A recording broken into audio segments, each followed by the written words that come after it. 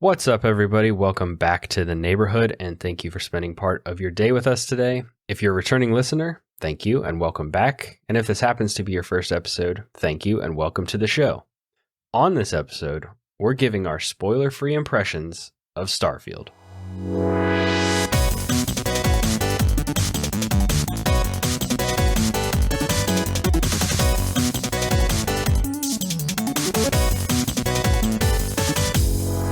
Welcome to the podcast where two longtime friends and sometimes a guest talk about their favorite games from the perspective of an average player.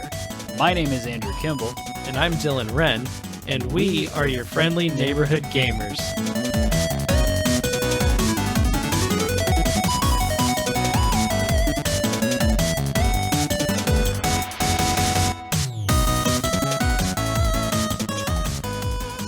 Starfield is an action role-playing game developed by Bethesda Game Studios and published by Bethesda Softworks. The game takes place in a space-themed setting and is the first new intellectual property developed by Bethesda in 25 years. The game was released for Windows and Xbox Series X and S on September 6, 2023. Starfield received generally positive reviews from critics, with particular praise for its open world, setting, and soundtrack, though the story divided critics. Before we dive into the meat and potatoes of this conversation, Joe is here. Joe, how's it going? It's good. I'm glad to be back. Good to have you back. Yeah, Good episode for it too. That's what I was going to say. You mentioned in our Discord that you were enjoying this game, and then when I thought about it, I was like, you know what? I don't know if in setting and theme, if there is a more Joe game out there necessarily. So it was a really good opportunity to have you back. It's up there in the Joe game list. It's not quite spreadsheety enough, I think, to be a pinnacle Joe game. But it's up there. It gets at a particular vibe that I like. Yeah. Yeah. I'm curious to see how this conversation goes, because I feel like there might be a pretty wide variety of how much we're each enjoying this and like this game. So I'm excited to dive in, because a lot of times, obviously, we talk about games that we all love because it's easy to talk about those. And on this one, it's maybe love is a strong word for the way I feel about this game. So we're going to get into it. Like I said at the top of the show, it is going to be just impressions. None of us have beaten this game, as far as I know. We were all in the early hours, relatively speaking. So this will be just kind of our impressions of the game from a more top level, comparing it to other RPGs, comparing it to other Bethesda games, stuff like that. So you don't have to worry about spoilers. If we do happen to touch on anything that seems a little spoiler-y, there will be timestamps in the description, so you can check those out. Let's start this thing out with our Bethesda history / preferences, because it does seem that there are Fallout people and there are Elder Scrolls people. So Joe, since calling you a guest seems a bit not quite hitting the mark, but you're the one that's not here regularly. So let's let you start. What's your history with the Bethesda RPGs, and which side of that fence do you typically choose when picking your Bethesda games? I started with Oblivion way back in the day. Wasn't quite into games in time to play Morrowind when that was out. My first console was a 360, so Oblivion was just a thing, and it looked I liked fantasy books as a kid. Oblivion, just on its box, was oh yeah, this is Fantasy Books, the game. So I got it and played it and liked it. I think I borrowed it from somebody. That's how long ago it was. Borrowing games was still a thing you did regularly. Right. And I played, I think, a half of the Shivering Isles. Just didn't make it in time to finish it before I had to give it back. And then I can't remember if I played Skyrim next or Fallout 3 next. Probably Fallout 3. And then Skyrim. And I distinctly remember Skyrim because it came out, I think I'd pre-ordered it from Walmart, and it shipped, and I played for a couple of hours, And specifically, it's like the first cave the game kind of guides you into. There's these spiders in there, and those spiders were what triggered, or how I learned I had the stomach flu. I was like, I'm really not feeling good, and then something about those spiders was like, I should go stand near a toilet. Wow. And then I didn't pick up Skyrim again for a few days. My first impression was sour just by the stomach flu. Makes sense. Yeah. And then I played it all the way through. I think I played a good chunk of the DLC. I think I've played Skyrim multiple times. I always liked it, but I was partial to Oblivion. I think Oblivion was just had a slightly more interesting world to explore, whereas Skyrim was pretty one note. I know they tried to get some variation in there, but it was pretty much cold, snowy mountains the whole way through. They really wasn't getting away from that. And then at this point, I've definitely played Fallout 3. Liked it. I think Three Dog being the DJ, kind of reacting to what you did, was a neat thing. That's the good standout feature from that game. Just because there's sort of like, the game is like keeping track of what I'm doing, and when it's voiced through an NPC, you kind of start to care more. Played the DLC, thought that was good, and then I went to Fallout New Vegas, and that's the one I've played the most. I've played that 4 or 5 times.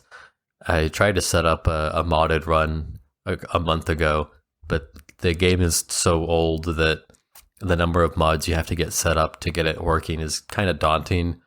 I just haven't been in a place where I'm like, I am good spending tonight installing all these mods, and then I can play it tomorrow. I've been in a, like, if I can't play it tonight, then I go play something I can play right now. That game doesn't count, though, so I don't even know why you brought it up. I mean, it's not... No, yeah. I was curious if you were going to mention it, because it does kind of fall in that with that crowd. Yeah. I mean, it was made by Obsidian, but it's got all of everything in common with the other Bethesda games. Yeah, they did the Bethesda thing. Yeah. Yeah. And I mean, and it is kind of sad that they did it way better than Bethesda did. Part of that may be that Obsidian was not hired to come up with how the game worked. They were hired to come up with the game. They were given, this wasn't creation kit, it was like Fallout, maybe it was Gek, whatever the toolkit was. They were given it and basically just to like make a game with this. Right. There was no like, hey, can we get this feature in there? Something like that. No, just make the game. So all they could really put their energy into was the design, the writing, the quests, all that stuff. And so all of that stands out more than in a Bethesda game where maybe some of the like technical stuff they had to figure out distracted them from the writing. Because like in particular Skyrim, like it's a fun game. It's good at what it's good at. That's kind of a self-explanatory statement, but people who have played, I think, understand. Like, it excels at a few things, and it's really good at those things. It's not a compelling narrative experience.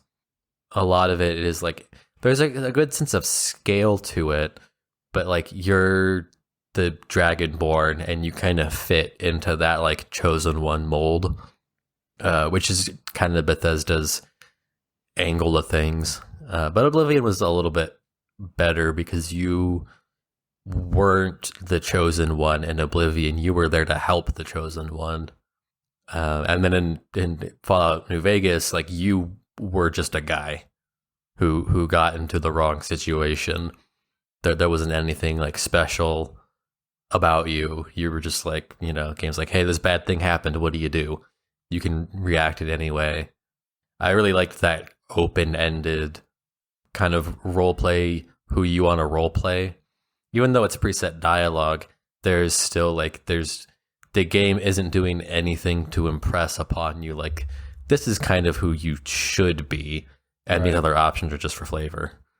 Did you play 4? I did, but I've clearly tried to block it out. I didn't like 4. 4 fell flat in most every way for me. What was different about it from like New Vegas and 3? Because you said it fell flat. Like, what was the big things from 3 and New Vegas that didn't happen in 4 that like soured you to it? You weren't yourself. They did the voice protagonist. It was very like Mass Effect.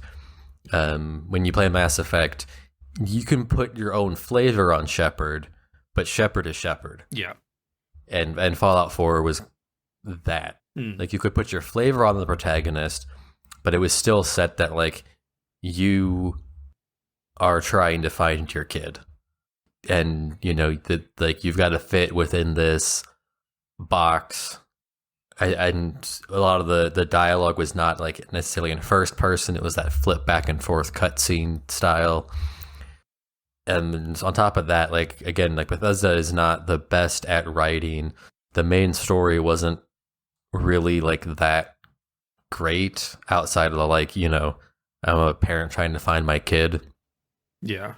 The rest of the main story was very forgettable. Like, I'm sitting here trying to remember what happened. The factions were pretty forgettable, except for the Brotherhood of Steel and their like helicarrier. The world design was largely enjoyable. Like, that was a neat place to kind of wander around and explore. It just really did not have that sense of like, I'm getting to role play my own character here. It's kind of just, oh, I'm playing another single player narrative RPG where I have, you know, some influence over the story, but the story is still what it's going to be, regardless of what I decide I want to do.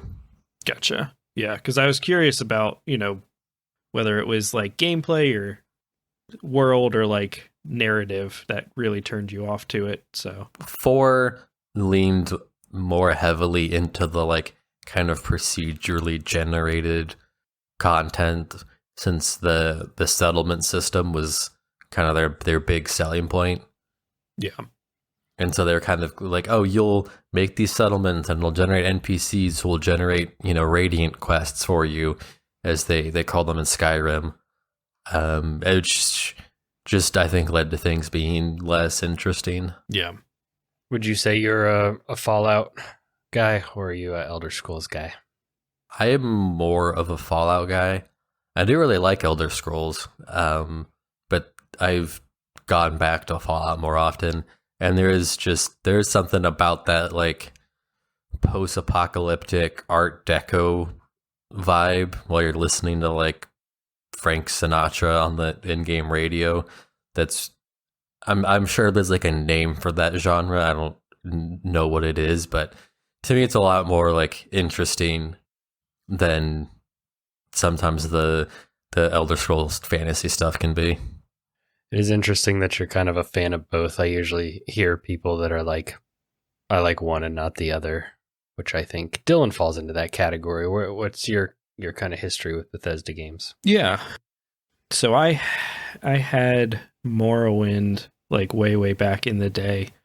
That was my first foray into a Bethesda game. And at the time, like, it seemed cool, but also I don't think I was like old enough in like, or like focused enough in terms of video games to actually like sit down and get anything accomplished. There are a lot of like systems in Elder Scrolls games that were, you know, not really like things that I was interested in engaging with, you know, like leveling up and figuring out the magic and encumbrance and all of that kind of stuff. I was just, you know, so I played it some, but I didn't play like a ton of it. Picked up Oblivion.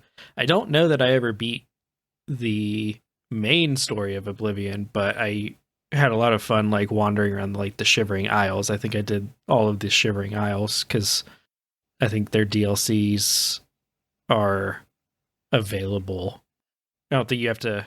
I'm sure there's some part of the story you have to progress to in order to unlock just have them. to get out of the jail. Yeah. And then there's maybe a level suggestion, but beyond that, they just put the DLC quests in your quest log immediately. Yeah, so I think I did a lot of the DLC. I don't know that I ever finalized the story of the main game, but I did a bunch of the Oblivion riffs or whatever they were.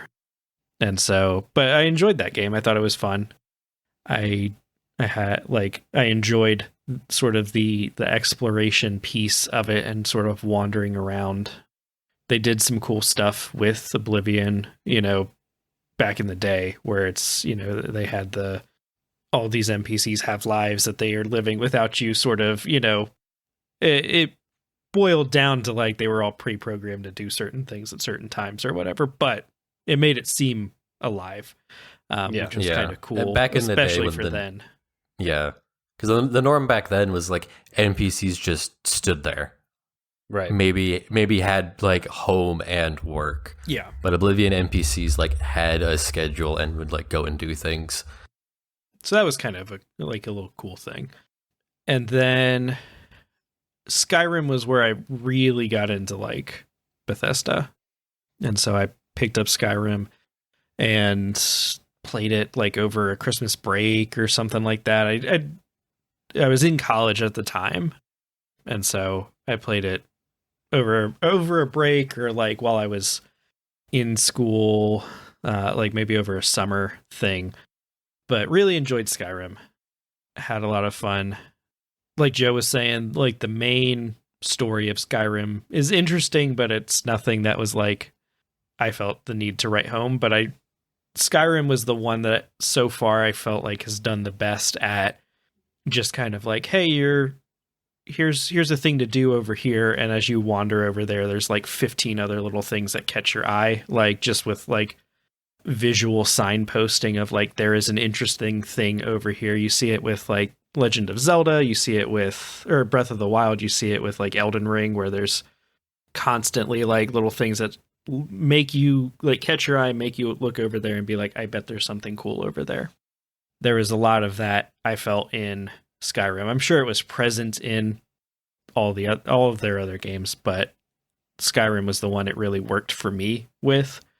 And I thought I really enjoy, as ridiculous as it is that you're my little stealth archer with basically no magical skill became the grandmaster of the mages college or whatever. I enjoyed doing all of the little things. I don't know that I ever finished Dawnguard, because I think that came out after or whatever the other one was. But I did enjoy the Skyrim. Fallout 3, I put a decent chunk of time in, but eventually fell off of it. I played some of Fallout 4. I feel I played a decent chunk of Fallout 4, but I apparently don't remember anything about it, because I could not have told you that it was a voiced protagonist. I just assume, I think I'm conflating a lot of Fallout 3 with Fallout 4 in my mind. And so it's kind of And I don't think I've ever played New Vegas. It's on Game Pass, so I'm sure I could go back and play New Vegas, but Fallout is just not one that's ever really caught and held my attention, even though everything on paper says it should. There's a lot of interesting things to explore. It's kind of a sort of weird sci-fi post-apocalyptic Art Deco sort of thing, which is cool, but it's just never grabbed me like I think it should, which has just always been weird to me. And so I would definitely say I am way more on the Elder Scrolls side of things, but that's just because, it grabs me. I've had a lot of fun wandering around those worlds. So, what about you, Andrew? Yeah, I'm very similar to both of you. So I started with Oblivion just out of random chance because I like fantasy stuff. I played it, thought it was one of the coolest things I'd ever played, until I locked myself into a death loop and couldn't get out of it with my saves and put the game down. I became a vampire, and I was full-blown vampirism. So anytime I stepped outside in the sun, I would die within a few seconds. Yep. And I got stuck in a building out in the woods where the NPC in that building could see me at all times, and it wouldn't let me change the time of day or whatever or anything because she could see me. Yeah, I remember trying anything, like hiding in corners, doing anything I could to like not be seen by her so I could do what I needed to do to like manipulate the game. Looking back at it now, I probably could have just killed that NPC, but I did not think of that at the time. And so I would just go outside, I would die, I'd reload, I'd be back in there, I couldn't do anything. So I just put the game down and kind of never really went back to it. But at that point, I was like hours in, so I was also kind of salty. Then I didn't play any of the Fallouts until 4. So next for me was Skyrim.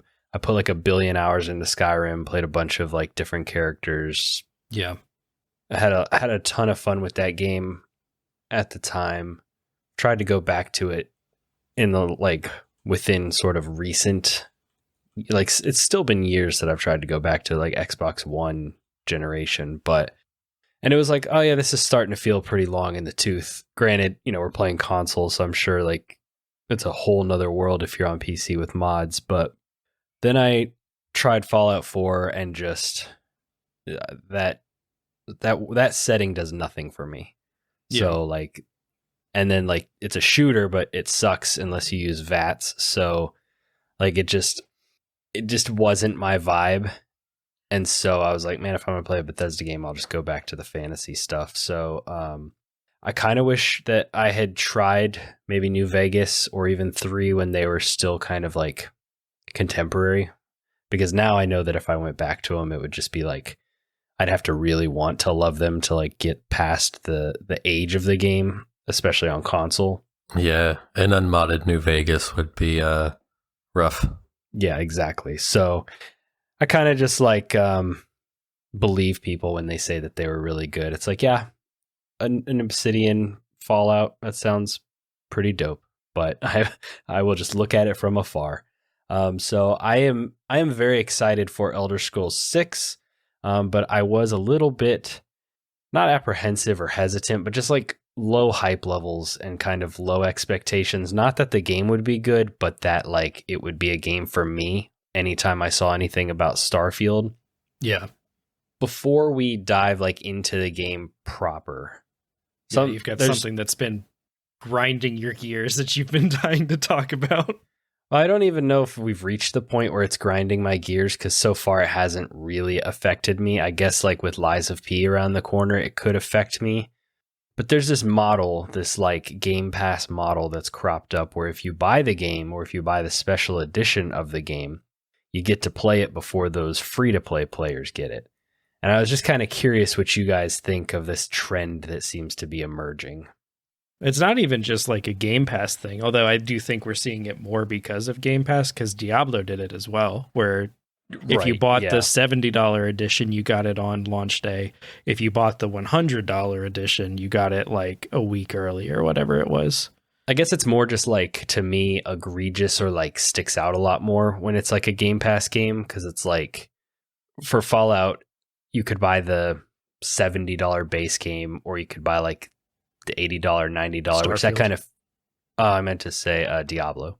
Oh, Diablo. Okay. So like Diablo, you could buy the expensive base game, or then you could essentially get an upgrade, which gives you early access, which to me feels a little bit less of a sting, just the optics of it, I guess. Whereas if I wanted to play 3 or 4 days early for Starfield, I'm buying like a full price game and then some to get that, when if I just wait patiently, I can play it for my subscription price. Was there not the upgrade? I thought there was like a deluxe upgrade. There was. You could spend $30 and play on Game Pass early. Okay, so you could, with your Game Pass subscription, just buy like an upgrade. Yeah, you could buy the deluxe I guess edition. That's the other part of this, is just like how convoluted it's making game launches these days. Yeah. Like on the one hand, I don't care that much because, like you said, it hasn't really impacted me all that much. And also, it's the same thing with like battle passes and loot boxes for me, where as long as they're done ethically, I don't really care. Like if people are, they are putting cosmetics in a lot of different games. Some people act like that's the end of the world. I'm of the opinion of like, I don't care if somebody wants to pay $20 for a cosmetic. Like that doesn't bother me at all. games cost a lot to make, and they got to figure out a way to make, like offset that cost, because we would all riot and just never buy games and just pirate them if they were $100 a pop. So like, if this is another way where it's a way for them to offset the costs of making games just by giving some people access 5 days early or whatever, that doesn't bother me all that much, Like, I'm sure if From Software does it for their next game, I'm going to be annoyed because I will really want to play their next game. But I would have bought an upgrade for Elden Ring. Like, I know I would have. Yeah.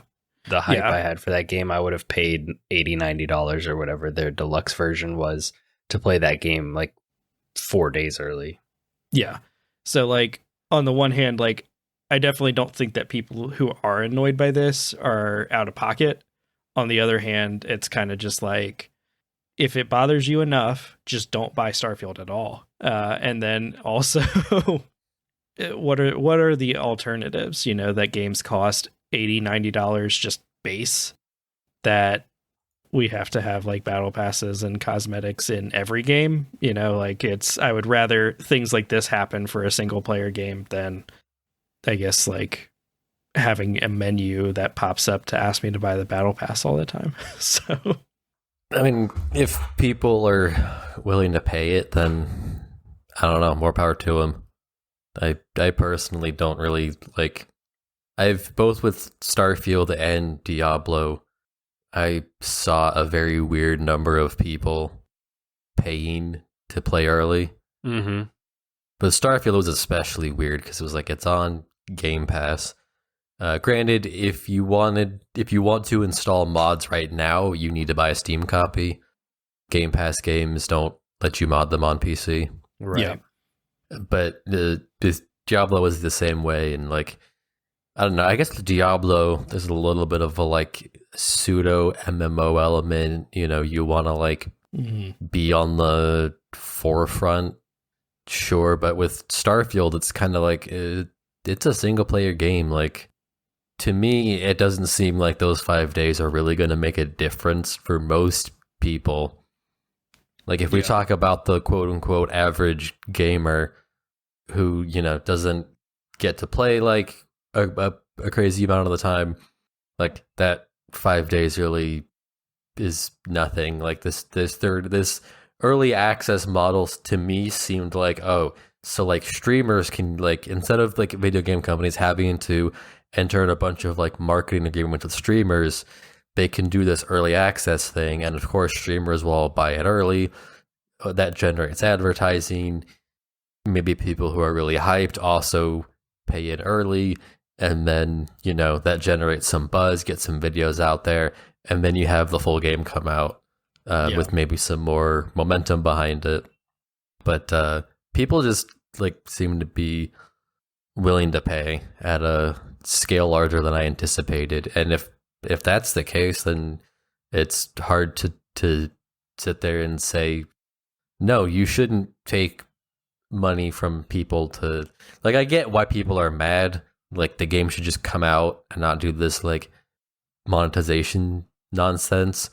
But then at the same time, like, video games don't exist to be your friend. Like, No, they right. It's a exist to business. pay people. So like, and yeah, video games are getting way more expensive to make and are keeping up on the cost. So, it's let the market decide, I guess. If it bothers you, just don't buy the game. Yeah, like I would be a lot more annoyed if it was like they were advertising it as coming out on a certain day, and then I found out after the fact that in order to actually play it on that day, I would have to like do. That would make me mad enough to like not buy a game. But no, like, I was like, oh yeah, Starfield's coming out on the 6th? Yeah, something or like 8th. that. Yeah, and so like I was confused like when that week started, and I like saw people talking about playing it already, and that's how I learned about the whole early access thing. Other than that, I was like, oh yeah, that's coming out on like Friday. Yeah, because like if I was planning on like playing it, and like, because we talked about it a little bit on our Diablo episode, where it's like I was looking at it and realized that there was like the upgrade or whatever, and you had to get like $100 edition or whatever it is to play early or whatever.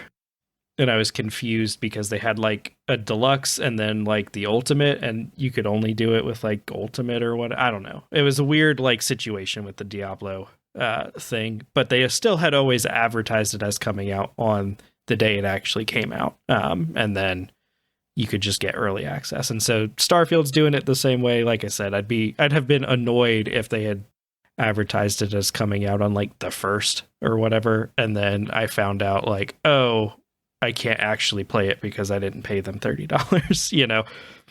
Yeah. Starfield was very smart, though, very crafty if you think about it, because they did their early access purchasing thing over Labor Day weekend. And then if you want to wait for the like free version, you can play it on Tuesday when you go back to work. And so it's like, I could see a bunch of, I mean, you think about the people like our age that grew up dumping hours into Skyrim and stuff, and it's like, man, I have a 3-day weekend. I can just like really sink into the first new Bethesda game in however many years. Oh, $30. Well, I guess I could do that. Yeah. Well, that's the other thing. Do people our age have free 3-day weekends though? I mean, if they're not getting married in like 3 weeks, yeah. I was gonna say some people do, yes, Joe. I mean, I'm more realistically could carve out a block of time on a 3-day weekend to sink into a game than I could during the week, and I have all the I mean, it is still more free time than you would normally have, but right. Yeah, it's just been a long time since I've had a 3-day weekend come by that's been like, I'm just gonna take it easy. And then the kids are just like, oh man, we have a day off from school. Mom, I need $30. So, yep. And I do feel like, you know, with the Game Pass situation where it's like they're not asking you for like $90 to $100 to buy like the big edition. They're just asking for like, hey, we've got to like, you're already getting the game for free. Give us like half price for a game and you can play it early. That's even worse to me. Like, it's almost like, hey, pay an extra $30 for early access to get a head start on something you don't own. I mean, fair. But also, like, that's if you look at it as I don't own this versus I look at this as like I have this game for free. So, like, I'll kick them $30. Like, I didn't, but I also wasn't hyped. Like, if Elden Ring was coming out on Game Pass and they gave me, like, hey, you can pay $30 to, like, play it 6 days early, probably would have done that. So, yeah.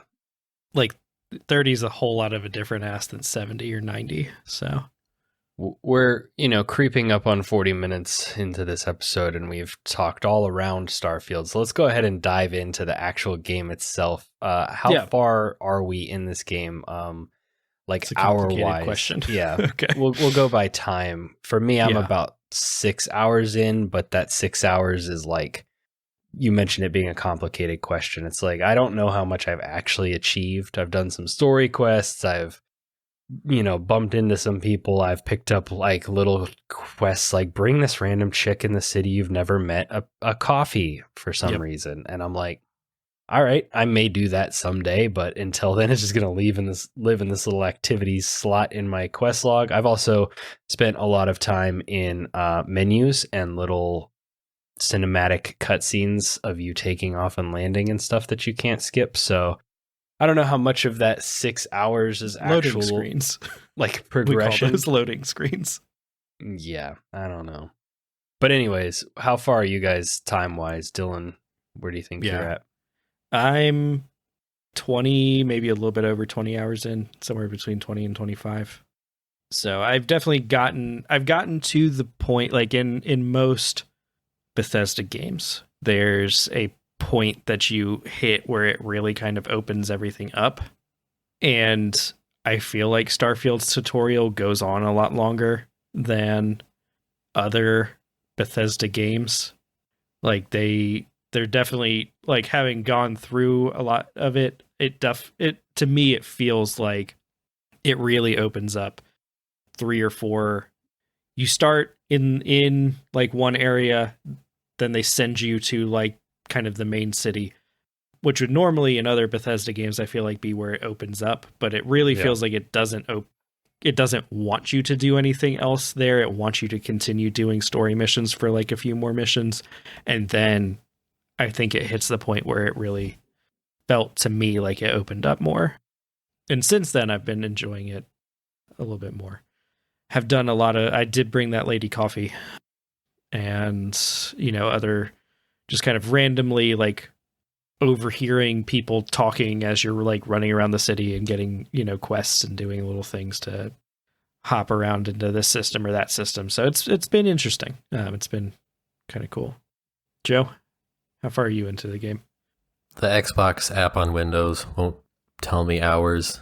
They have a little built-in how long to beat widget, but they won't tell me what my hours are. I would guess 5-ish hours. Your save in game is how I got that. I didn't try to open Starfield in the middle of this What? call. Probably a good idea. Yeah, I did like the opening bit, and then I did the first story mission. That's it felt like the game's kind of showing you the major aspects to it, and then has now left me with the you can do some more main story stuff. You can kind of go do whatever you want now. At this point, I had been hoping to jump on in between dinner and this podcast to take a couple hours just to go to like a random planet and wander around and see what happens. Yeah. Did not get that far though, so I've really just kind of seen the basics of the game. I may not even be done with all the tutorials yet because they seem to be spreading them out, which overall I like. It feels a little more organic. Yeah. To have the game be like, oh, hey, this is the first time you're boarding. Okay, here's a quick description on how to board, instead of them trying to give you everything up front at once. Yeah, it's very overwhelming just as a game. And in the beginning, just all of the stuff you can interact with, like the things you can do, people you can talk to, and the like super clunky map system and stuff. It's like, there's a lot that I'm even though right now the game wants you to follow the main story off the bat and kind of do that first basic mission, absolutely nothing stops you. Right. The game completely will let you take 3 steps off the main path and fall into a deep rabbit hole of side stuff without ever popping up and being like, hey, do you want to maybe go actually learn like how to play the game? Yeah. Now, I do have a question for you, Joe, because I think you would probably know the most, because you modded, like you wrote mods for Skyrim, right? Yeah. Okay. Yeah, I made 3 or 4 Skyrim mods.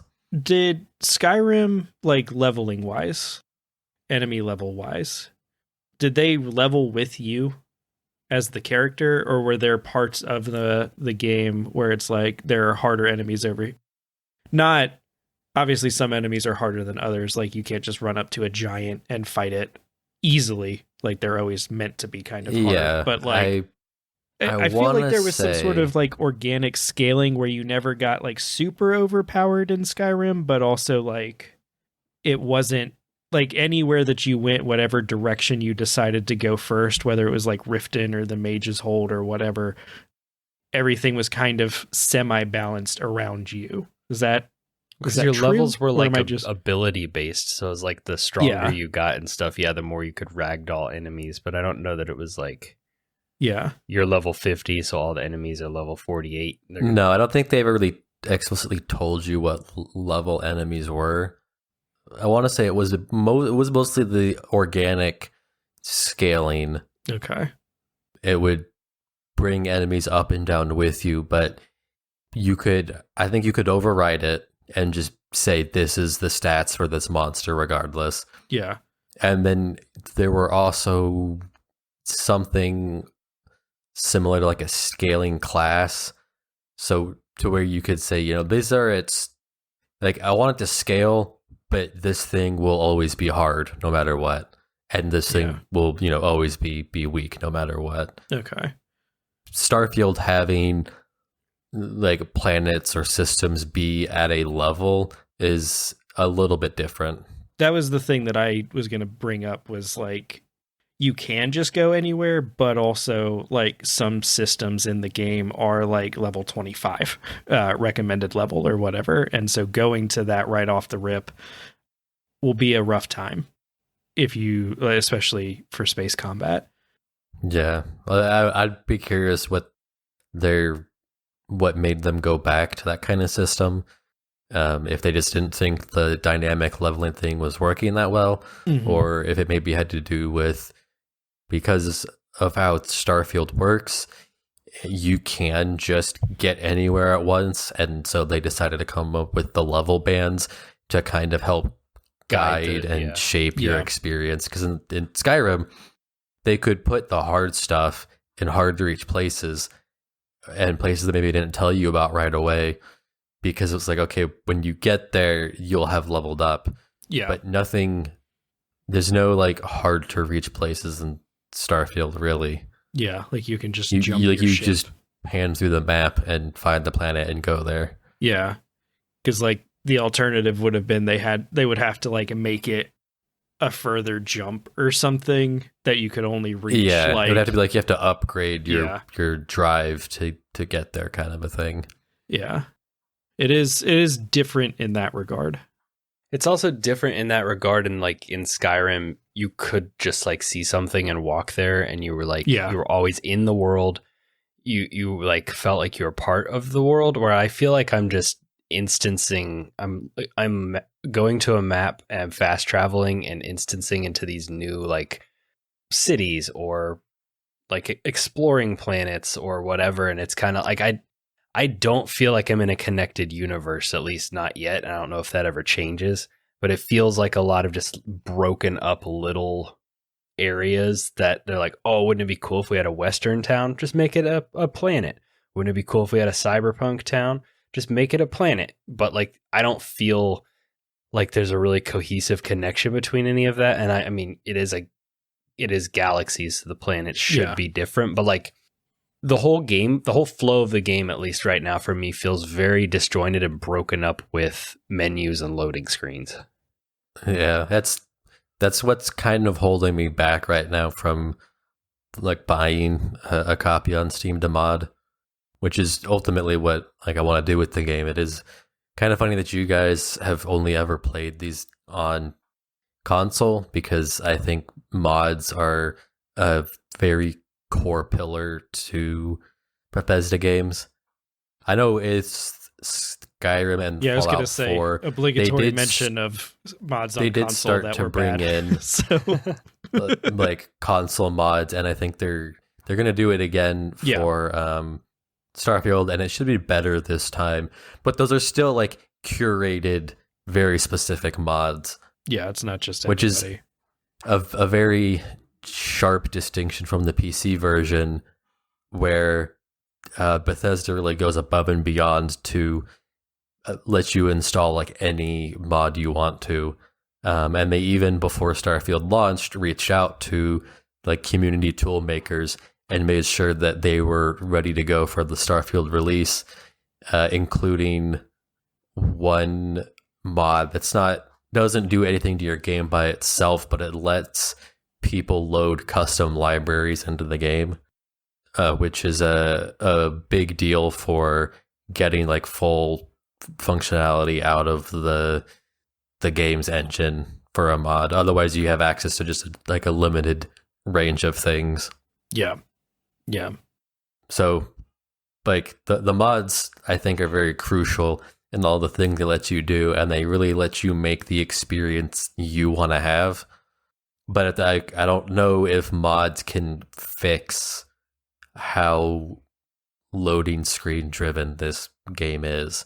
Like that's not just adding a shader, tweaking some assets, like adding a data plugin or something like that. Like that's a pretty core thing of the game to need to rework, and it's the weakest part of the game by far. Yeah. because it's different. It definitely feels like it'd be different than like that mod that was on like for Skyrim, where you didn't have to load into Whiterun anymore. You could just like walk in or whatever. Like it definitely. I haven't looked too hard to see like what this game is like, but like at the very least, you're jumping into a system. I don't know that you can like whether or not you can like fly manually to all of the planets in that system, or if you have to like physically load. No, I know you I have usually to- physically load into them because I think you have to jump. I've not heard of anyone like manual like the well, they're so the far away. I was gonna say, space if you could, it around would the take planet. forever. Yeah. The space around the planet is maybe limited. Yeah. And they didn't tune the speed for that at all, which I think is their biggest mistake. Yeah, because it's like it's a different game than like something like No Man's Sky or something like that. But like No Man's Sky or Everspace 2 or some of these other like space games that I've been playing recently, you have your jump speed to jump between systems, but then you also like within systems have like a fast mode, like a boost mode or whatever, to like quickly get you to the other planets. And in Starfield, that is just select the planet, load screen, and then you get there, which isn't awful. There's a way, I don't know how you do it, Joe, but on console you can left bumper to bring up like your scanner, and you can like select without going into a menu. You can select the planet you want to jump to or the mission that you want to go to and jump there. So that I have found to help it be a little bit more immersive, because you're at the very least like flying, like lining it up and being like, oh, okay, I want to go here, and now I'm gonna press jump and go into a load screen. But it's less weird than like pulling up the menu and like backing out and then like selecting the planet and whatever. But even just like on the planets, I don't walk anywhere in like the main city. I just teleport to like the 3 places I want to go, you know, like that is the, I think the biggest part. Cause like you were saying, like in Skyrim, it's like, hey, go to Whiterun. Well, on your way to Whiterun, you know, like, which is your first mission, basically, you see like 57 different things that can like pull your attention and get you off that path, and you can go explore. And so I really love exploring in games. And so Skyrim was great for that for me, because you're constantly seeing interesting stuff. And in this game, it really does kind of feel like I warped into, you know, this planet. Nothing's here. So I guess I'll warp into this next planet and hope that a random event happens here. Or I'll land on a planet and, you know, like walk to, you know, whatever would, I guess, be a dungeon. But like if I have no reason to land on the, I don't know, like it, usually when I'm landing on a planet, it's because there's a quest that I've got to do there, and I see things that I could get off the path for, but so far to me, they haven't felt interesting enough to explore personally. Have you gotten to the base building stuff? I have the menu to do it, but I haven't like invested any points in that, and I haven't gotten a tutorial for it, so I feel like it's probably something they'll introduce as I continue to play the game. I mean, in that first, like as soon as I got to the first like kind of main base, the robot was like, and let me know if you want to learn about base building. And I was like, okay, good to know. That is something I have noticed, is that everybody won't shut up and keeps talking over each other when I'm in like the main base or in a town or whatever. Like I'll be walking through like a city, and like my companion that's following me won't stop talking. And then there's like 3 different like NPC quests that are being given to me because they're talking to like a guard or whatever. And so it's just kind of this Noise, jumbled mess of noise. And it's entirely possible that he's told me that and I just haven't heard him. So yeah, kind of speaking to that, this game feels just like a Bethesda game. Like aside from the disjointed structure of it, like I was surprised how little they changed about their formula and their format. And like you get introduced to a character for the first time, your companion, that's what I'm looking for. Your companion is like, oh, hey, how's it going? And he's like, oh, hey, so you got this new person with you. You want to join our faction? And it's like, I I guess I could. I think I'm going to come back later, though, because I don't even really know what my buttons do yet, or who you are, or why I should, or what these factions even are. But this guy's just like, well, let me know if you want to join this faction. We got a lot of good side quests over here for you. Well, and also like based on the character creation part of it, which I didn't spend very much time in, but there were like the list of like optional bonus perks that you could choose from. Like, it seems like picking a faction could lock you out of other factions, potentially. It locks you out of, like, you can only achieve, like, the highest tier of unlock and reputation with one faction. So I did read through all those perks carefully, and yeah, you could be I don't remember the names, but there's like there's like the United Federations, and then there's the Space Cowboys. Yeah, and then there's the like cult that worships a giant snake or whatever. So, well, there's two factions and two religions, and so like if you want to get the perk that's like I'm a United Federation guy, then you get some sort of bonus with the United Federation, but you can never become like, you can never max out your rep with the Space Cowboys. Like you can talk to them, you can join them, but like the perks you get for having the maximum reputation will be locked to you. Those definitely seemed like intended for second and third playthroughs. Yeah.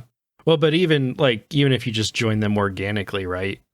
In regular play, does it lock you out, or it can basically? I'm not sure. Oh, okay. Because like in Skyrim, you could be the head of everything. Yeah, historically it hasn't. Okay. Even in Fallout New Vegas, you could still join pretty much all of the factions all the way up until like the very end of the game, and then you kind of had to like maybe pick one. Yeah, because I guess that's what has kept me from doing some of that in this game is like I read those and I was like, oh, it seems like there's maybe more, like I want to meet all of the factions before I pick one, because like if you had just joined the companions in Skyrim before you got to the mages or the thieves or the assassins or whatever, it's like, and it locked you out of those three, that would have sucked. So yeah, that... One of the starting things I picked was the Adoring Fan. Very obnoxious. Shocking. He was like, maybe I all but warned you. Maybe I could join your crew and come on your ship. And I was like, maybe not. And he's like, oh, okay, I'll just keep watching you from afar. I'm like, okay, you do that. Did you not remember him from Oblivion? No, dude. Oblivion was years ago. Yeah. Yep. But I guess what I was getting at with that is like, this feels like a Bethesda game with a new coat of paint. A coat of paint that I think is kind of ugly. I don't think this game looks great personally. It doesn't, no. Especially not for how it runs. Like, I am struggling to get a stable frame rate in cities on my PC. And I can't say that it looks like it should be struggling that much. Right. Do you guys think that it's, like, were you expecting something more from like maybe a little bit more creativity or just something a little bit different, or were you expecting like the exact same Bethesda formula with just the space coat of paint? I expected something different, but I'm not sure why. I guess it was because like, oh, it's a new series, it's in space, they showed off like, oh, you're gonna have a ship, and so it's like, this seems pretty well different. And we're all thinking No Man's Sky. Outer Wilds isn't an open world RPG, but it has that planet hopping in a ship gameplay. And so you're kind of like not really sure what to expect. Maybe there'll be something. I got a little nervous when I saw the gameplay clip that had enemy health bars with levels and damage numbers.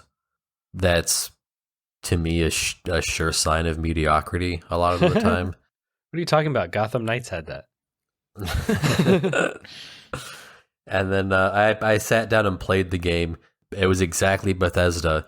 It was like I don't know what I expected. And I mean, they did I don't want to say tack on. They did add stuff. Like there is new stuff here, like ship combat, and like I think the shooting actually feels pretty good.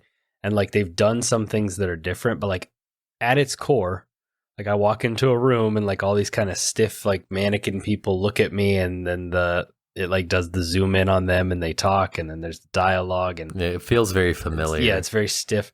One thing that bugs me about the NPCs is kind of an aside, but like their mouths are just like pure black on the inside, and it almost kind of like shines through their teeth too. So they all just seem like they've just gargled with ink before they like talk to you.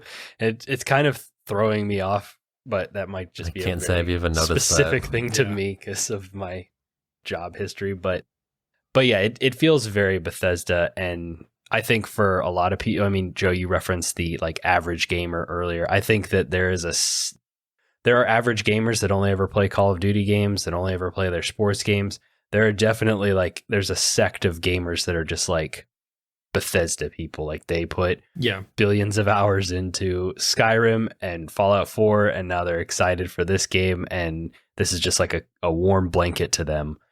But yeah, I was kind of similar to you, Joe, kind of hoping for maybe something different, but I can't say that I had like a good reason to. I mean, Bethesda, Todd Howard, he even said it's just Skyrim in space leading up to it. He's like, it's Skyrim in space. When you actually start to play it, it's just like, why did I expect anything different? I should have known off the bat that this is what this is going to be. I don't know why I like had this idea it was going to be different in some way. Third person still feels like an afterthought. Yeah. Yeah, I don't think I was expecting anything different personally, but I also went into this game with like zero hype. Same. Because I just nothing that I watched up until launch really just kind of like was exciting for me. Like it was an interesting concept, and like I knew I was going to play the game because it was Game Pass. And so it's like, oh, I mean, I have that. I'm going to install it. I'm going to check it out. But like nothing that I watched was like getting me like, oh, I can't wait to play this game. And I can say that like after playing it, like it has grown on me. After I've learned the systems a little bit, it has grown on me, and I've enjoyed it a little bit more. I've figured out how to like kind of scratch that exploration itch a little bit. But it also like I said, having played No Man's Sky, having played Elite Dangerous, having played, like a lot of these other sort of spacey games, I was kind of coming to Starfield for like the space part. I was like, okay, cool. So like I'm going to be able to fly my ship around and explore space. And that's what Skyrim in space is going to mean. But instead it's kind of like, you can jump to these random instance places in space, and if you roll a hit on the 40% chance of a random event happening when you jump into a new place, then cool. If not, it's just going to be empty and nothing. And then if you want to like kind of walk around and explore things like you did in Skyrim, you can, but it's just on the planets, and it's a lot of it is just kind of like randomly generated. Like there are things on planets where it's definitely a little bit more tuned, and like there have been some of the cool missions that I've done. Like there's one where you can become like basically Space Batman, and that was a really cool mission. But it's not. It doesn't.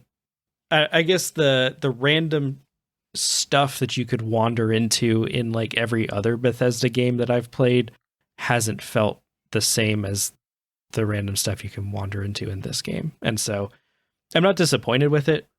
And it, like I said, it's grown on me since I've played it, but I don't think I came into it expecting anything other than what it was personally. Yeah. You mentioned it like growing on you. And for me, there's a ton of factors for this. There's the fact that I got it on Game Pass. So it's like, I don't really have a huge like cost commitment going in. Whereas if I would have bought it full price, it's the fact that I'm actively playing Baldur's Gate 3 and Sea of Stars. I've got Lies of P right around the corner, and like all these factors. And it's just the fact that like I also didn't have like super high expectations, and like I knew this isn't really my genre of choice, but it's like I'm at the point now where I don't really feel like putting in the effort to have it grow on me, where like I don't know that I want to put in the energy to like learn the systems and find the optimal way to most immersively travel from planet to planet, and like it's been fine for me. And I do think that as I've put a little bit more time into it, it's like I can start to see why, like how this could get its hooks in someone, but I just don't think that it's going to do it to me. Yeah. Well, and it's fighting against like your just utter disdain for sci-fi. So I mean, that's an exaggeration. I like sci-fi. It's more fun than the boring part where it's just like you like sci-fi, just not as much as fantasy. But I think what I realized, I like certain kinds of sci-fi. I like sci-fi with a You little like Star bit Wars, of not fantasy. not Yeah, Star exactly. Trek. I like Star Wars where like the Jedi are I was about to basically say, I swear, fantasy. if Andrew's response to that was, I like sci-fi, I like Star Wars, I was just gonna hang up the call and Yep. go do something else. There are certain like sci-fi Yeah. things that will get their hooks in me, but it is way more rare than like, I mean, Yeah. I'll sink 75 hours into Kingdoms of Amular because of the setting, you know, it's like, but this setting is something that we mentioned at the start of the show is very much up Joe's alley. So what do you guys think of this like NASA punk aesthetic and setting and like world they've created? I've been enjoying it. It reminds me a lot of The Expanse, a show on, I think it's on Amazon now. I forget where it started its life, but it's very much got that like you could see this being potentially like real in the next couple hundred years. Whereas like Star Trek, the further we get away from the 60s, the more it's like, yeah, that's not going to happen in anytime soon. So Right.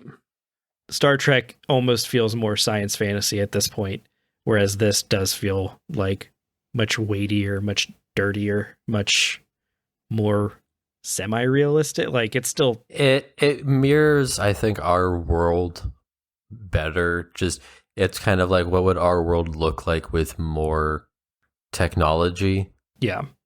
Versus like a sci-fi setting that's, you know, everything is sleek and futuristic and stuff just beams into place, and you know, like the Star Treks and Star Wars where it's like just a whole nother thing.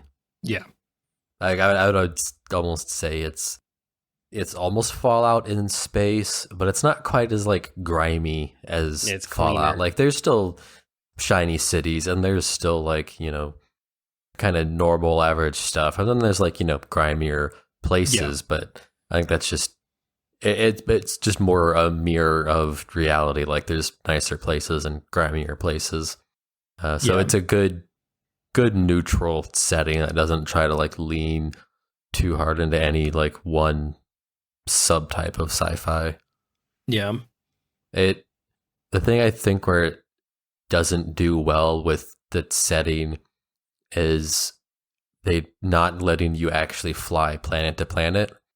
The thing that I think would really make this game 9 out of 10 kind of game is if you could get in your ship, like start the takeoff sequence, and then as you're lifting off into space, you check your chart and you go, oh, I want to go there. And so you mark it, but then you manually input the sequence to power up your grav drive, and then you actually sit in your seat while you know, do the jump. And then maybe you get out of your jump and you see the planet, and either just there looking out of the window, or maybe you could have a separate HUD too. You kind of look and go, I want to land there. And you just mark it and then start some sort of autopilot landing sequence. Yeah. And actually come in and land, instead of what they have now where it's watching cutscene into cutscene into cutscene. Makes it feel very disjointed, and I think disrupts that sense of being a future explorer and you're out on the own, kind of, you know, seeing what's out there, which is kind of what Bethesda games really do well, is in both the good Fallouts and the Elder Scrolls games, is you're just a dude exploring. You're out in the world and can kind of like go where you want and make your own adventure. And while I like that they didn't do a voice protagonist, and they have done a lot to give you that sense of be who you want to be, here's a blank slate, the sky's the limit, having it just be a chain of like loading screen into loading screen and the menu into loading screen gets in the way of that. And I don't know what happened in development to lead to all of this. If it was some sort of, in order to run the game on consoles, they needed to have these hard loading screens in between, or what happened there. I'd love to know more about what prompted that decision, because I think it harms the game, and I almost guarantee that they knew that while they were making it. And just couldn't come up with a way around it. Because there are, like we've talked about, there are games that do let you like get into your ship, lift off from a planet, fly into space, jump to a different planet, and land on that planet without getting into a menu. Most of them will make you get into a menu for like a jump to a different system, but like inter-system travel is, in most other space games that I've played, has not been like a cutscene sort of thing, to the point where like in Starfield it almost makes me feel like it's just not respecting my time, because I would rather it have just been one slightly longer cutscene that shows me going to this place and landing, and just not have a space element at all.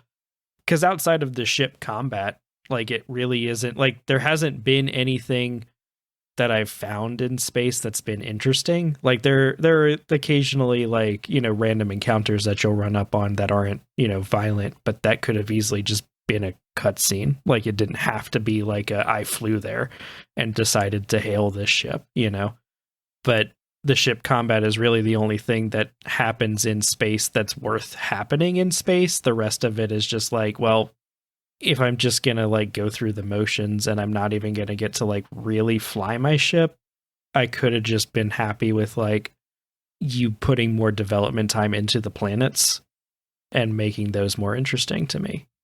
Yeah. Joe, what would you have said if I said that I like some sci-fi and then I said I like Guardians of the Galaxy? I wouldn't have known what to. Guardians of the Galaxy is good, weird sci-fi. Okay, cool. So that passes. What else do you want to touch on, Joe, about this game? What else is like stuck out at you, or good or bad? I mean, I've not played a whole ton of it to have much to stick out. I'm hoping that the ship upgrades and weapon upgrades will be good and satisfying and all that stuff.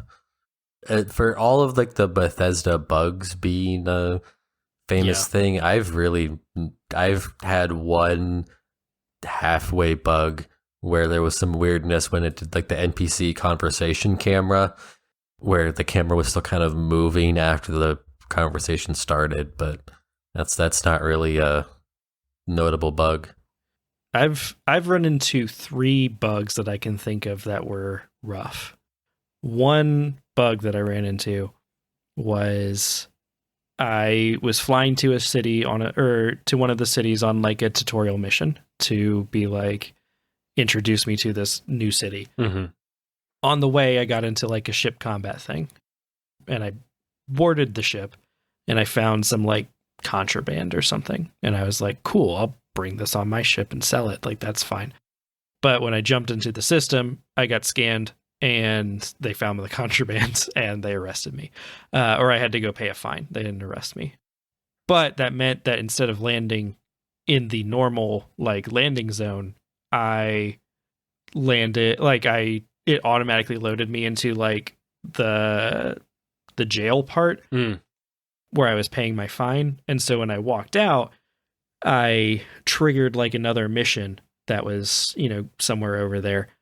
And so then when I went back to my ship and tried to walk into town to like do the mission, I had like the story quest, every time I tried to go into the door where I had triggered another mission, it would crash my game. And so eventually I had to like load in a different, like I had to take off, load onto another world, come back, land, and like actually have them walk me in to get it to work correctly. There's another bug that I've run into where my ship took off, but it didn't deload the landing pad around me. So like the city part was still flying with me in space, which was weird. And then currently on the main planet, like the Alpha Centauri or whatever planet, the vendor kiosk has not loaded in a couple of landings there, and then also in the ramp that goes down to like the main city, there's a gap. Not enough where like it normally, like enough that I could fall through it if I wasn't paying attention, and I almost did one time before I realized that was what was going on, but there's like a gap where the environment hasn't loaded. So those are the longer you play it, I think the more bugs may obviously, you know, with any game where the more they couldn't test for the like millions or billions of permutations of people doing things and having items in a particular order or whatever. So I'm sure I'm sure I picked up something that no one else has ever picked up, and that's why I have this bug. But it has been a bit buggier than I've been of a game than I have played recently, at the very least, which is, it doesn't bother me. Like, I don't care, but it has been a little weird because I don't feel like I've seen this game get nearly the same hate as a lot of other games that have come out recently that have launched in a better state. So it's a Bethesda game, man. Gets the the Bethesda pass. Is there anything else you wanted to touch on, Dylan, before we kind of wrap this thing up? I briefly touched on it earlier, but there is, you know, in the Skyrim or the Oblivion or, you know, Fallout, you know, you come out of the vault and that's kind of like the big opening moment. The, you know, Skyrim or the Oblivion, you come out of like the dungeon or you come out of the tower that's been burned, and that's kind of like your big opening moment. But then there's like the secondary one in Skyrim where it's like Bleak Falls Barrow, where you get your like first, like you do the thing that you're going to be doing, like you kill the dragons or you get the dragon powers or whatever. There are similar moments to that kind of a thing if you continue playing Starfield that open the game up even more. They're just a lot further in. So if you're wondering why it doesn't feel like you're supposed to be exploring yet, I'd encourage you to just do the main story until you hit some points where it does feel like it opens up a little bit. Because I went in with my normal Bethesda shtick of like, okay, as soon as I get off this first planet, I'm doing whatever draws my attention. And that did not go so well. And I almost stopped playing the game until I just started doing the main quest and was introduced to a lot more. So, do you think you'll finish the game? You think you'll beat it? You plan on keeping playing, obviously. Yeah, I think I'm going to keep playing it. I don't know that I'll beat it. I looked it up on how long to beat, and they claim that like if you just do the main story, it's like 18 hours. I could see myself maybe just like mainlining the main story and then doing whatever random stuff interests me throughout that. Mm-hmm. But I don't know. It definitely could be one of those where I just kind of like off and on play it. I think I'm going to fall off of it as soon as Liza P is available, though. And I've definitely multiple times while playing this felt the desire to just go back to Elden Ring, a game that I have played for hundreds of hours, because I feel the exploration of that is way more enjoyable for me than exploring Starfield's worlds so far. And Joe, you're even with it better. You're gonna keep playing as well, probably until you start Baldur's Gate 3. I don't know how much time I'm gonna have, and then a wedding in basically a week, and then we'll be gone for a week, and then we'll want to start Baldur's Gate, and then there's a new raid out in November. And kind of the entire time in the back of my mind, it's like, either this is bad and I don't want to play it, or this is good and I want to play this on Steam where I can mod it, which will mean starting over. So there's like, I'm trying to figure out what's the right amount of time to sink into this. Kind of right now, my impression is that if I can find it for $50 over the holidays, then I'll grab it and saw a bunch of mods in there, give it another try. Or it'll be another Cyberpunk where I'm finally maybe this year going to actually finish the Cyberpunk playthrough I started when it came out. This year is a good time to play Cyberpunk because they have... I don't know if I'll buy I need to look at what the expansion includes. If it's just more like content, like things to do, then I may not buy it and we'll just play the normal game after the big patch. But if it's going to add in like new systems and kind of fundamentally like change the game, then I may buy the expansion and just experience like Cyberpunk 2.0 completely. Yeah. Yeah, I think what they're adding system-wise is just coming in like the big patch. The Phantom Liberty is what Blood and Wine was to Witcher, they say is what this is to Cyberpunk. And they're very clear that does not mean that this is going to be as big as Blood and Wine. They're saying like what that was to that game, this is to this game. So like Cyberpunk was a shorter game. It's, more dense, focuses on different things, but it's up to that like quality, that bar. Like they're really pushing this as being like worth it. So I'm curious to see. But I think if you just wanted to like finish out the main game with like the updated systems and stuff, that I think all just comes in like the patch that'll come out. Yeah. Back to Starfield, though, the reason I was asking if anybody's going to finish it is because I haven't spoiled this for myself. I might go read up on it since I don't think I'm going to beat the game. But apparently New Game Plus in Starfield is like a big deal. Yeah, I have some idea, like based on where I am in the story, I have some ideas of what New Game Plus is going to be. And so I can see it being a really cool thing. But it does seem like they narratively tie New Game Plus into the story somehow. So I think that's kind of an interesting thing. And so, like I said, I may go read up on it just to like kind of see what they did and be like, oh, that was cool. Because I don't see myself beating this game for lots of reasons. But I do think that that's an interesting thing to do. Now, before we wrap up, I do want to check in. Do you think this game is on like your top 10 games of the year list? No. At this point? Okay. No, it's not. Joe? Dylan, I don't even know if I've played 10 games this year. That's fair. I think so. Yes. Yeah. By default. Exactly. By default, sure. But it's not in contention for like your top game of the year. It doesn't sound like. I would have to like do some looking and see if I can piece. Since I don't do the podcast thing regularly anymore, I've completely stopped keeping track of like what did I play this year and how would I rank it at the end of the year. I assume at the very least Tears of the Kingdom and Baldur's Gate will be better than this for you, so probably. I mean, Baldur's Gate for sure. Yeah. Tears of the Kingdom, this is about to be a spicy take. I'm weirdly stalling out on Tears of the Kingdom. I don't want to go like jump off the rails towards the end here with like to muse on why Tears of the Kingdom isn't holding me, just to say it's weirdly not holding me.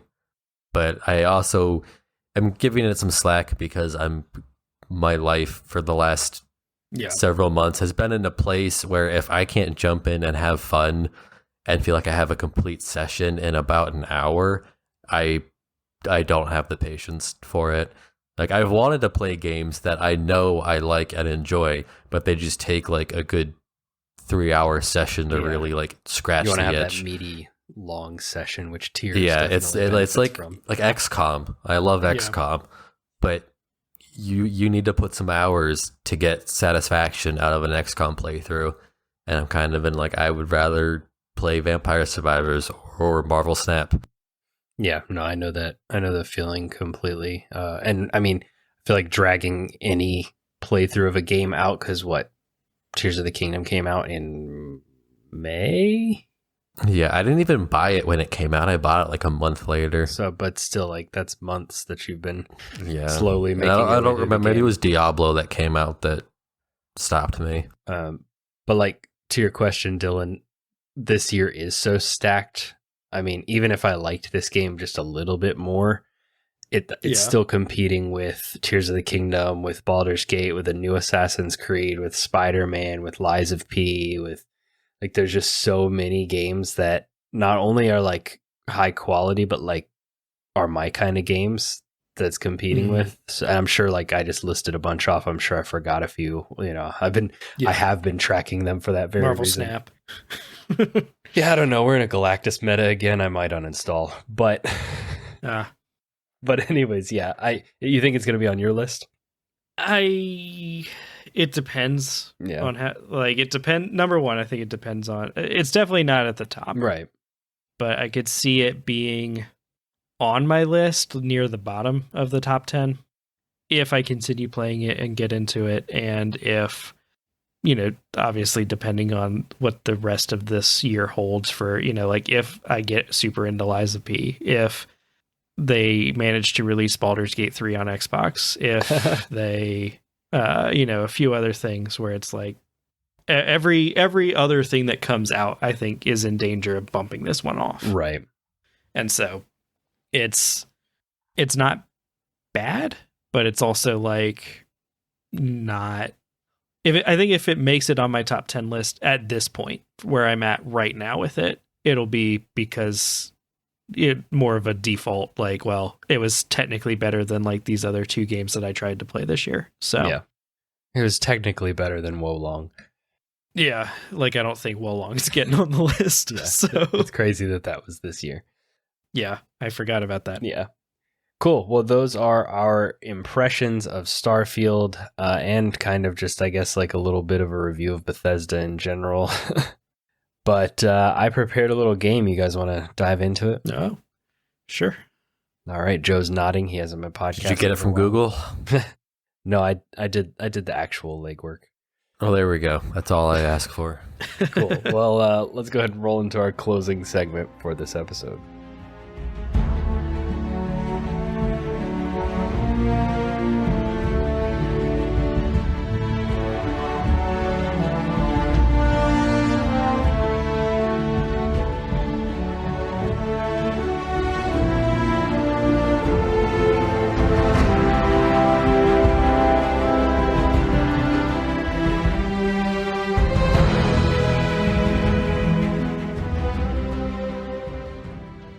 So what I did do is I brought back kind of a classic formula of the ESRB game. Okay. It's an old one.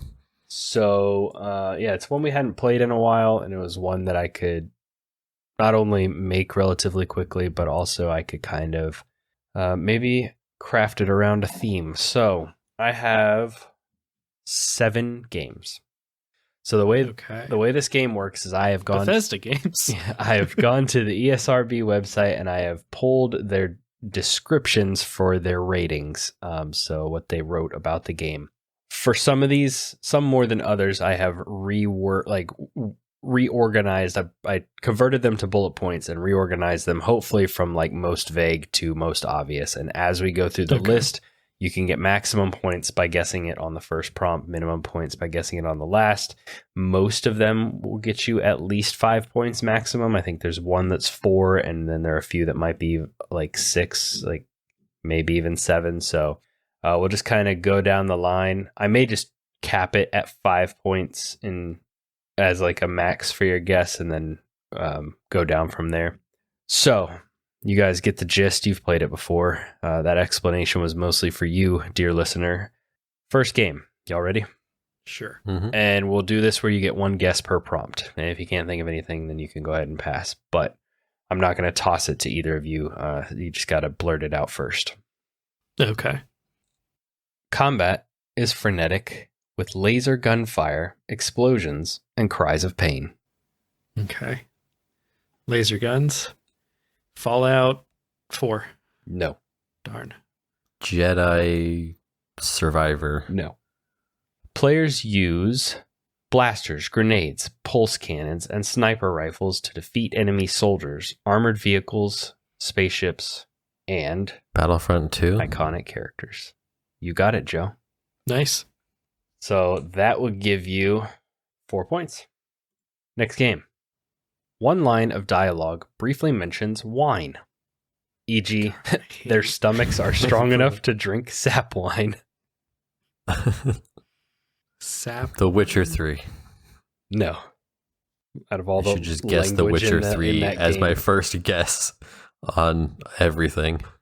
Yeah, I have no guess for this. All right, Give us the next prompt. Next one is, though infrequent, players' death can occur somewhat dramatically.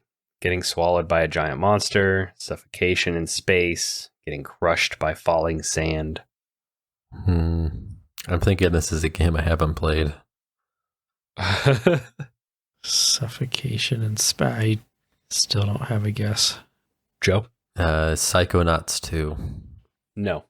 From a first-person perspective, players pilot their spaceship, interact with aliens, and solve puzzles while traversing planet surfaces. Is this No Man's Sky? No. Okay. Oh, Outer Wilds. You got it. It's like- This is a game That's I weird haven't 'cause- played. You threw me off because it mentioned dialogue, and I don't remember there being much. There is a little bit of dialogue at the start. Yeah, they say wine. Yeah, but there's like, I was in like a story-driven Oh, yeah. game, which Outer Wilds kind of choices. is, but yeah. Yeah, the last prompt for that one, I didn't read the rest for Battlefront 2, but like that one only had 4 prompts, and none of them seemed super obvious to me. Like the last one was, this is an adventure game in which players assume the role of an astronaut searching for answers while exploring a doomed alien galaxy. Like that was the most obvious prompt I had to give you. Yeah. So first person ship piloting and swallowed by a giant monster are a little bit obvious if you have played. Yeah. But it's only when you have that extra like first person ships and planets that really starts to narrow it. All right, next game. Ground battles can be frenetic with frequent laser blasts, explosions, and screen shaking effects. Well, it's probably not Battlefront 2 again, but that's what I want to say. Right. Battlefront 1. No. Battlefield 2043. That's not a game, but no. I'm pretty sure that It's is. 2042. I thought it was. I'm pretty sure that, hang on, Battlefield. Was it the most recent one, 2043? I think it's 2042. Oh, they made I thought 2042. Wow. 2042 is Fake Battlefield fans. No, they're doing I would the not claim to be a they're Battlefield they're fan. doing the Call of Duty thing, Okay. and they made, or is it 2142? I'll have to go look. 2140. Yeah. I'll have to go look later, but I think they're doing that thing where they're like, They were, Yeah. they were doing like an homage to an old game that people loved. yeah. Is this Titanfall No. 2? Okay. That was my guess. While on the planet's surface, players can use a variety of gun-like weapons and melee attacks to defeat alien creatures, human-like figures, and robots. Read that again.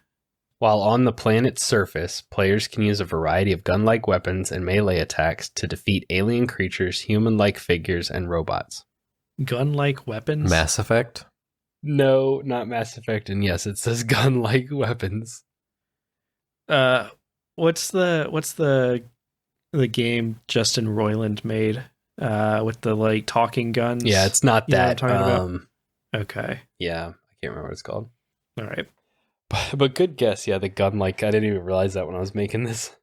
As players pilot spacecraft to different planets, they can engage in space combat against enemy ships and space pirates. Combat is accompanied by laser fire and large explosions. I mean, is this No Man's Sky? This is No Man's Sky. Like, ground combat is very generous. Like, You get a gun-like weapon. you do, well, yeah, it's like a cutting laser or something like that. But I can count the number of times on like one hand that I've gotten into quote unquote ground combat. Maybe you're just not going to the right planets. There are like a billion of them.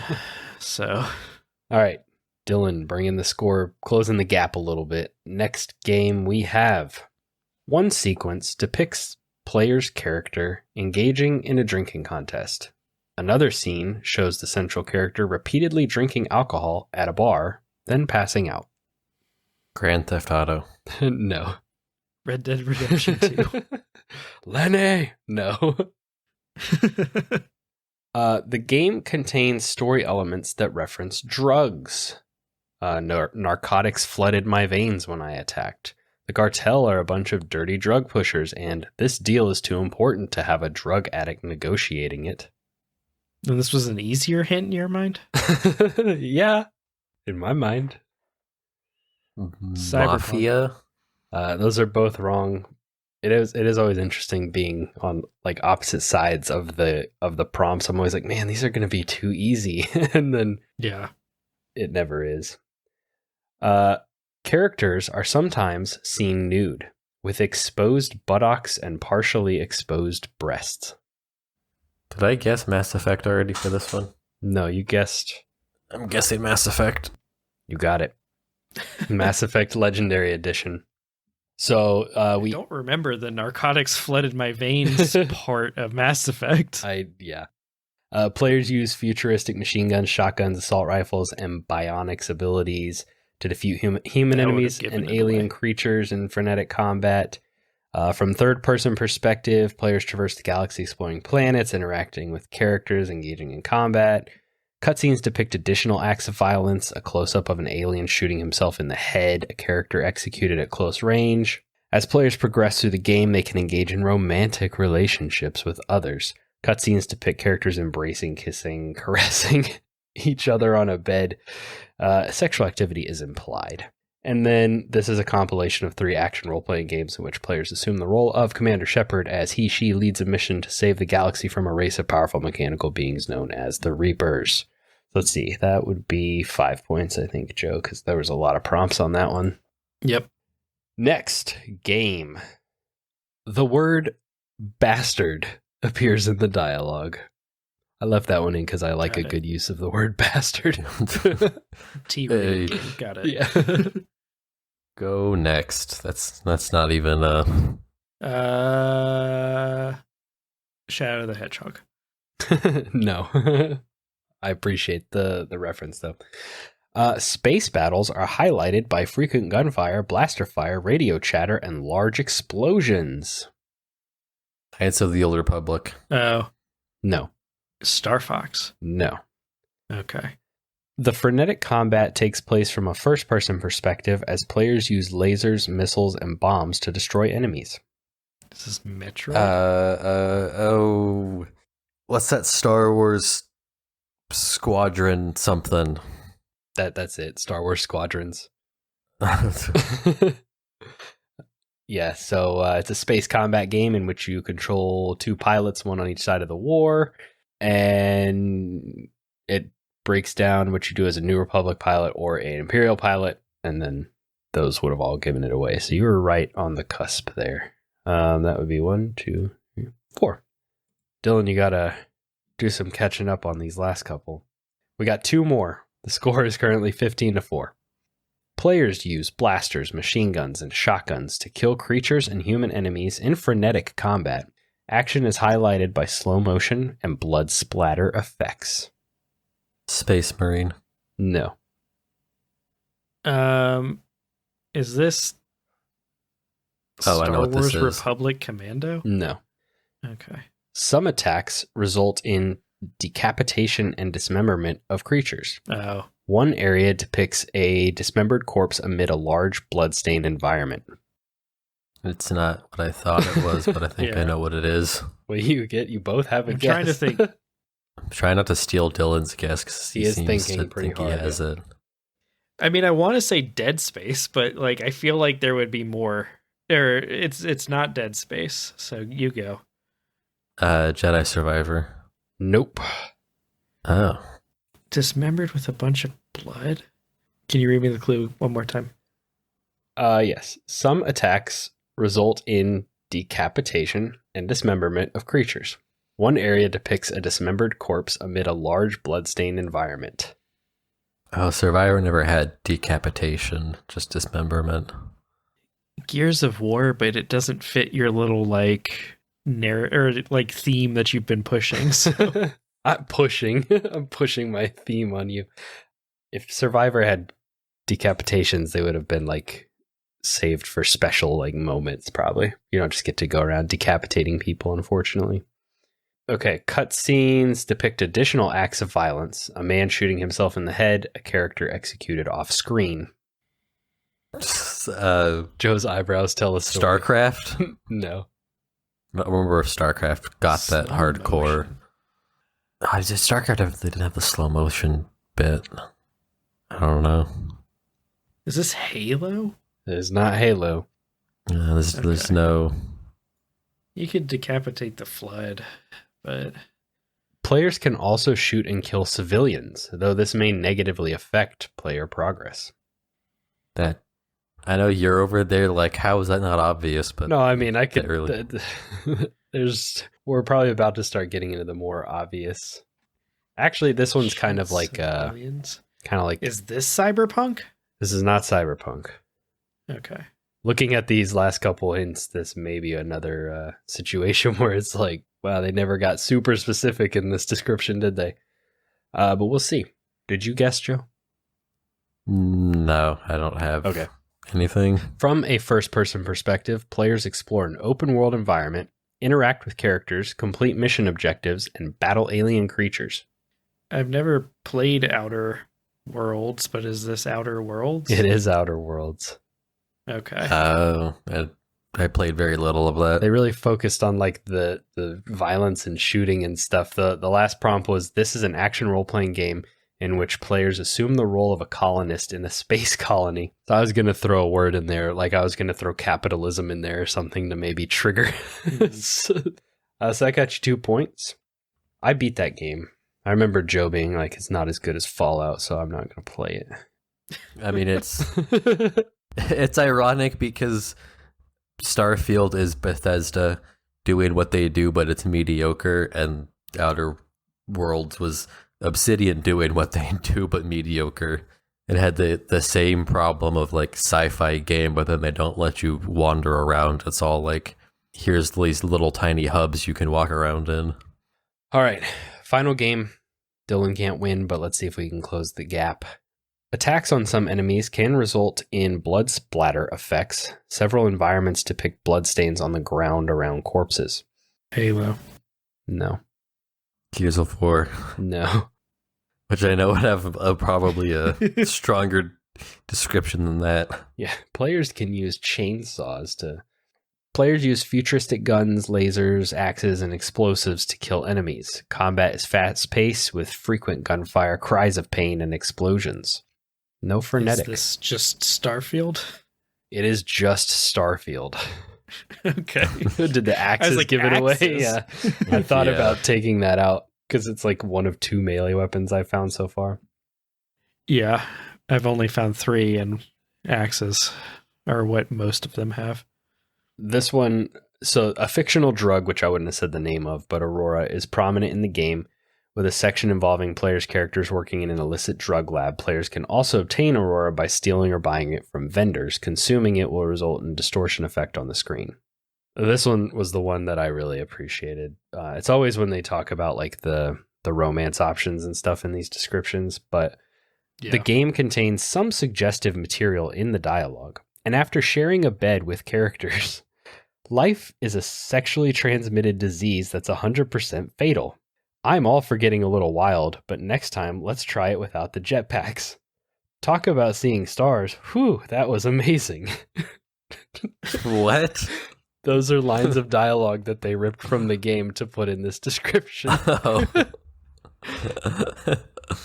And then we had from first/third person perspectives, players interact with various characters, complete quests, search for supplies, or battling enemies. And then this is an open world role playing game in which players assume the role of a miner tasked with finding artifacts across the galaxy. So there you go. That brings Dylan, I think you got 5 for that. So that'll bring you up. Yeah. So you did close the gap. Final score being Yeah, a respectable 11 to one guess gap. 11 to 15. It's only right that Joe wins the nerdy space-themed game I came up with here. Cool. Well, that was our Starfield episode. Joe, thanks for coming on. Thanks for sharing your thoughts on the game.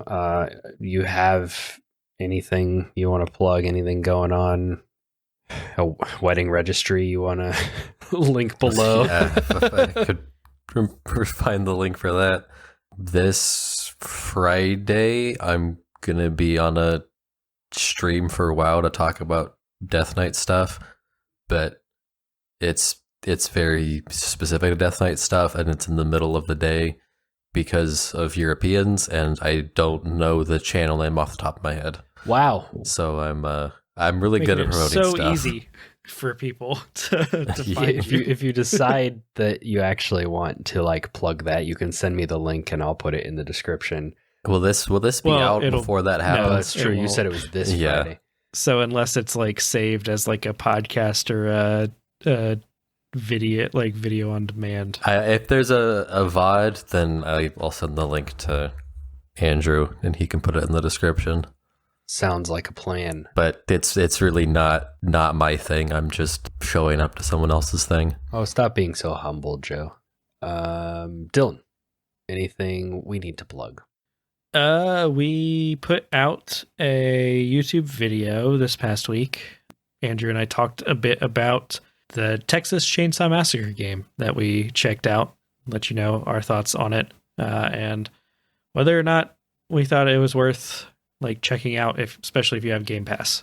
So if you want to hear that and you didn't listen to the last podcast where we also talked about the same thing, and would like to check that out, it's on there. So what a great pitch. I want to go watch it right now. It's an interesting game. Yeah, and we also played around with the format of that video a little bit. It's a little bit more kind of casual. So it is more like a mini podcast versus a really quick scripted thing. Yeah. So like if you have any feedback on that, if you like it, if you hate it, whatever, let us know in the comments or hop in Discord and let us know. And as far as this podcast, share it with a friend. If you have a friend that you think would enjoy it, leave us reviews, likes, all that good stuff. Really helps us grow. And if you have similar or differing opinions on Starfield, feel free. Our Discord is the best place to not only chat with us, but other members of our community. I mean, Joe's in there. He'll talk to you about Starfield. That's my guarantee. Joe will talk to you about Starfield.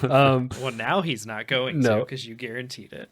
But there's it depends on who asks. I would still talk to people I don't super know and be polite. But if like Dylan pings me tomorrow morning to get me to talk about Starfield, I might resist. I am going, if I do find a fishing mini game in Starfield, I am going to ping Well, you. of course. If there was one, I think you would have found it by now. That I was a bit disappointed that there wasn't one. Is there a fishing mini game in Skyrim? No. I think you could just walk into the river and like Stab a fish. pick up a grab fish. them. So like kind of. like a normal item. So I couldn't remember if they added it with like the one where they like you could build your house. Oh, maybe. It's not ringing any bells for me, but like I said, it's been a while since Skyrim. Yeah. But that game came out in 2011. yes, and then every year after that. Yeah. But yes, our Discord linked below in the description and on our website. And I need to do better about throwing it on our socials every now and then. But that is the best place to chat with us and chat with other members of our community and other people who have guested on this podcast. So if you want to converse with some cool folks about Starfield in a internet environment that's not like Twitter or whatever, we can provide that for you. So we'd love to have you come talk about Starfield in our Discord server. But that's basically all I've got for housekeeping. Thanks again, Joe, for coming on. Really appreciate it. Glad we were able to fit you in, or we were able to fit into your busy schedule. And thank you all so much for listening to this episode. We hope you enjoyed it, and we will catch you on the next one.